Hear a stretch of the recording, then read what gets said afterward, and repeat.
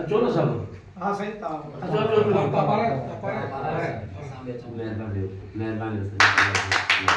सिंध जी हिकिड़ी ख़ूबसूरत रवायत ऐं सुखड़ी ये सिंधी टोपी भी साईं बशारत नारे जो के उठाईंदासीं।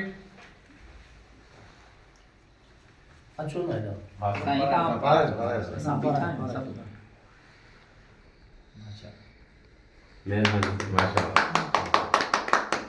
या फाशी न फैल हिन ख़ुशीअ जे मौक़े ते अब्दुल समी शेख खे गुज़ारिश कंदासीं त ही साईं खे हार पारायूं। महिरबानी सर, महिरबानी अचो न हेॾो।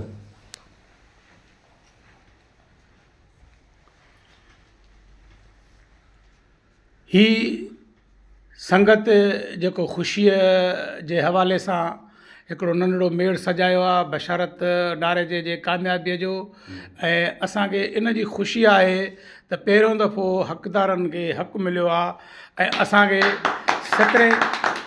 17 कैरेट जी काई परवाह न आहे, ग्रेडनि जी काई अहमियत कोन्हे का।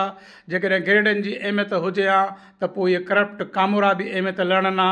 असांखे ख़ुशी इन ॻाल्हि जी आहे त इंसाफ़ थियो आहे। असांजो महिनती दोस्त हो, यूनिवर्सिटी साइड में बि न, कॉलेज साइड में पढ़ी हिते पहुतो आहे जो हुन सिंध में टॉप कयो आहे।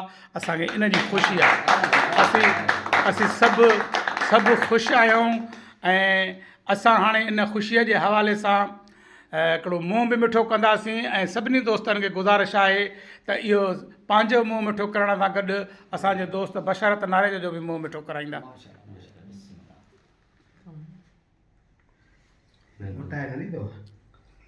सॼो ॾियोसि त खाए सही। साईं मिठा हाणे एॾो घणो भलो न अथसि। शायद अचे रड़ न कर अचो। महिरबानी भवन ऐं बशारत जी जोड़ी ईअं जीअं त कंहिं माना सम्झो को मिसाल ई न मिले, उन हवाले सां बशारत जे ख़ुशीअ सां गॾु भवन जी ख़ुशी वाकई आहे भाई। महिरबानी। ऐं असांजो ॿियो दोस्त क़ौमी तहरीक जे हवाले सां जेके माना पंहिंजी सुञाणप रखंदड़ कामरेड वाजिद अली लाशारीअ खे गुज़ारिश कंदासीं त हिन ख़ुशीअ जे मौक़े ते साईं पंहिंजो हथनि मुबारक कंदा, मुंहुं मिठो कराईंदो बशारत नारे जो।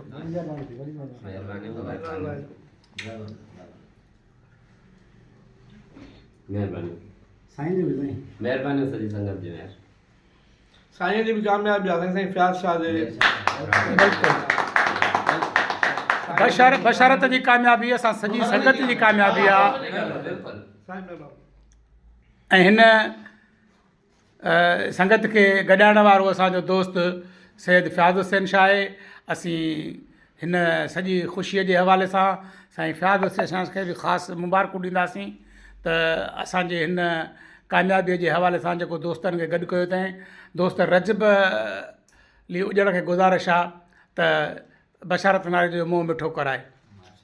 ओ जेको खटी आयो खेरता हो जमालो, ओ जेको चक्कर वाली पुलती हो जमालो, ओ जेको गंबट जे जुके कावड़ रे हो जमालो, ओ जमालो।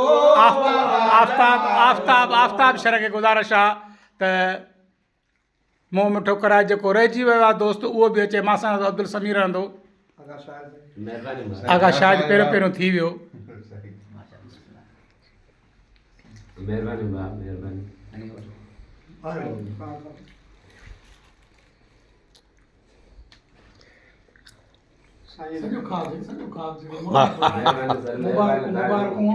आईंदा बि असां तव्हांजी कामयाबी जे लाइ बि उमेदूं था रखूं त एजुकेशन में तव्हां पंहिंजो नालो बि रोशन कंदो ऐं इम्प्रूवमेंट जे लाइ वॾी महिरबानी।